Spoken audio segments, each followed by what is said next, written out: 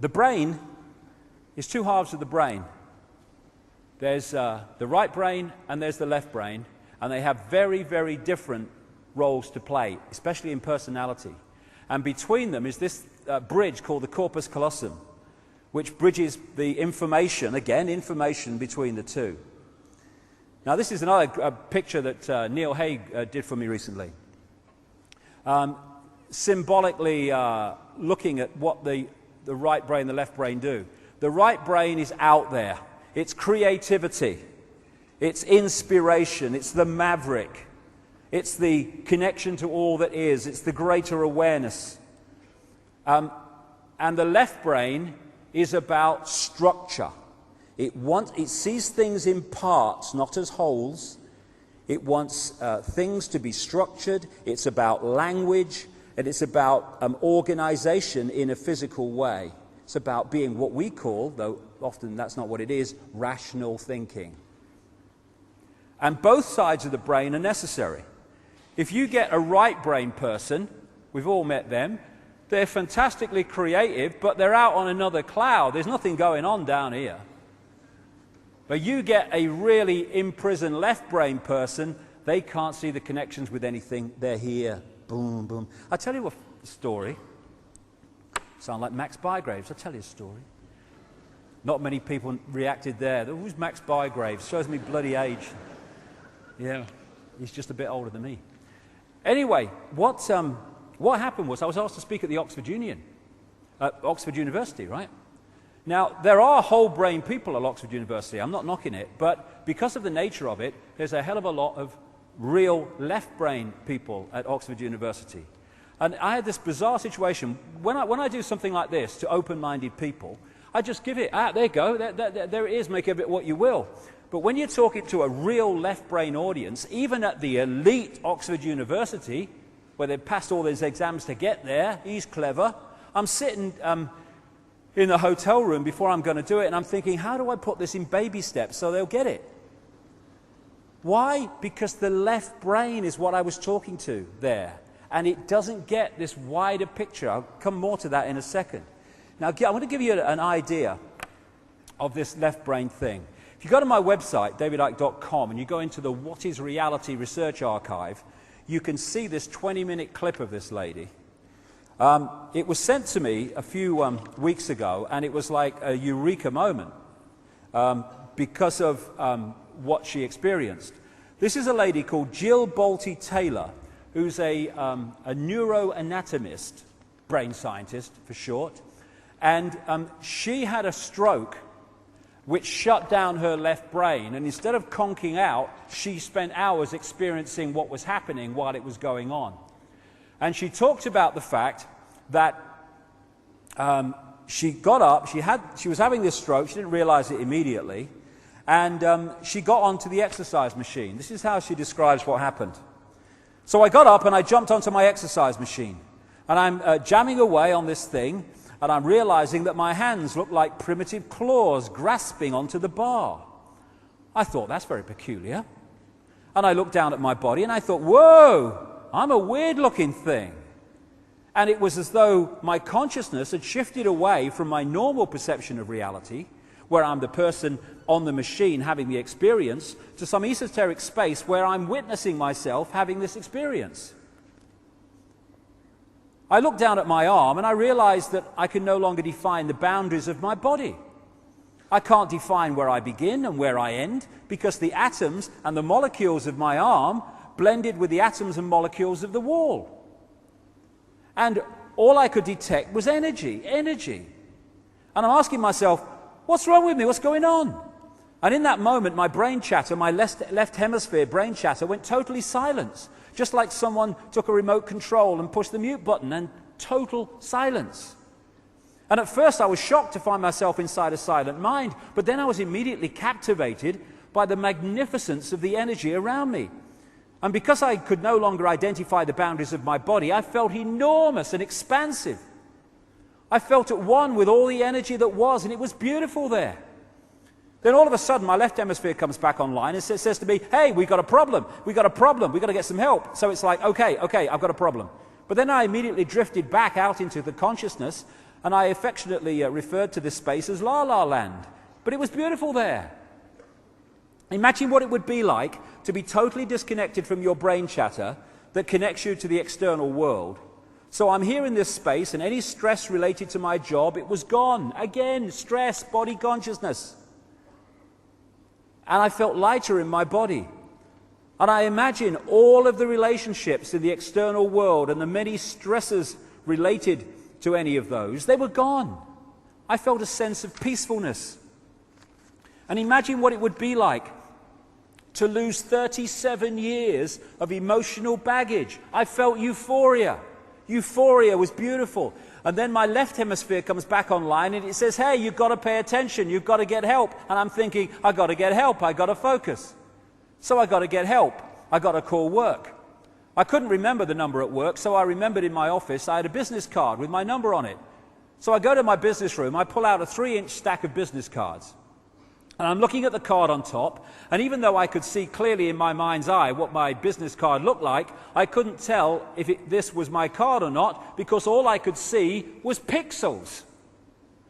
And the pixels of the words blended with the pixels of the background and the pixels of the symbols, and I just couldn't tell. And I would wait for what I call a wave of clarity. And in that moment, I would be able to reattach to normal reality, and I could tell, that's not my card, that's not my card, that's not my card. It took me 45 minutes to get 1 inch inside of that stack of cards. In the meantime, for 45 minutes, the hemorrhage is getting bigger in my left hemisphere. I do not understand numbers, I do not understand the telephone, but it's the only plan I have. So I take the phone pad and I put it right there, right here. I take the business card and I put it right here, and I'm matching the shape of the squiggles on the card to the shape of the squiggles on the phone pad. Eventually the whole number gets dialed and I'm listening to the phone. And my colleague picks up the phone and he says to me, whoa, whoa, whoa, whoa, whoa. And I think to myself, oh my gosh, he sounds like a golden retriever. And so I say to him, clear in my mind, I say to him, this is Jill, I need help. And what comes out of my voice is, whoa, whoa, whoa, whoa, whoa. And I'm thinking, oh my gosh, I sound like a golden retriever. So I didn't know that I couldn't speak or understand language until I tried. What's happening is the left brain, because of what's happening to it, has stopped decoding vibrational information into human language and vibrational information into this reality. Therefore, it sees pixels, which is the next level of reality to this one. When I awoke later that afternoon, I was shocked to discover that I was still alive.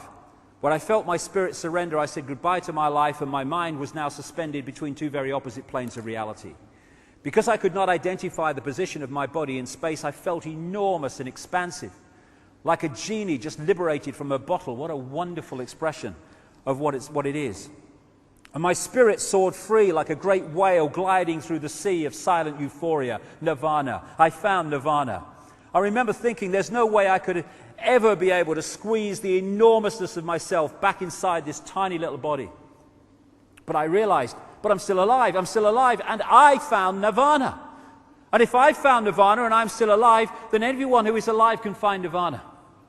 And I picture a world filled with beautiful, peaceful, compassionate, loving people who knew that they could come to this space at any time. And that they could purposely choose to step to the right of their left hemispheres and find this peace. And then I realized what a tremendous gift this experience could be, and what an insight this could be in how to live our lives. And it motivated my recovery. So who are we? We are the life force of the universe, with manual dexterity and 2 cognitive minds. And we have the power to choose moment by moment who and how we want to be in this world, right here and now. I can step into the consciousness of my right hemisphere where I am the life force power of the universe and the life force power of the 50 trillion beautiful molecular genuses that make up my form. At one with all that is, or I can choose to step into the consciousness of my left hemisphere, where I become a single individual, a solid, separate from the flow, separate from you. I am Jill Bolte-Taylor, intellectual neuroanatomist. These are the we inside of me. Which would you choose? Which do you choose, and when? I believe that the more time we spend choosing to run the deeper inner peace circuitry in our right hemispheres, the more peace we will project into the world and the more peaceful our planet will be. And I thought that was an idea worth sharing. Quite bloody right.